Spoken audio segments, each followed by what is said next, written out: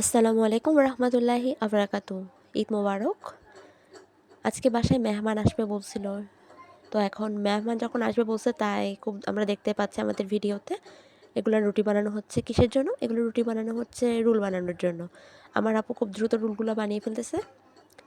মেহমানরা আসবে বলছে, তাই তাড়াতাড়ি খুব দ্রুত রুটি বানাতে হচ্ছে রুল বানানোর জন্য।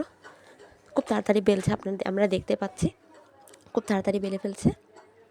ভিডিওটা কিন্তু লং হচ্ছে, একটু সবাই দেখবেন। এই যে তারপর এখন রোলগুলা বানিয়ে ফেলা হচ্ছে। ভাজি তো অলরেডি আগে রেডি করা হয়ে গিয়েছিল, তো এখন রোলগুলা বানানো হয়ে যাচ্ছে।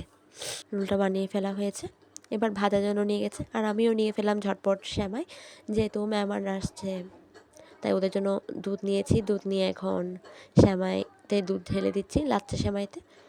ওপাশে ফ্রিজ খুলেছিল তাই ফ্রিজের জন্য দেখা যাচ্ছে না। সো তারপর এখন দুধ ঢেলে দিচ্ছি আমি। ওরা আসলে ৫ জন এসেছে, আমরা এখন তাও বলে ৬ জন নিয়ে নিয়েছিলাম। আচ্ছা, ওদেরকে দেওয়ার জন্য আঙ্কুর নিয়ে নিলাম আমরা। এই যে রোলগুলো ভেজে নিয়ে চলে আসাটা হয়েছে। তারপরে আমরা আবার অন্য মেহমানরা আসবে তার জন্য রুটি বানানো হচ্ছে। এখন রুটিগুলো অবশ্য আপনারা যদি রেখে দিতে চান ফ্রিজে, অবশ্যই ছেঁকে রাখবেন।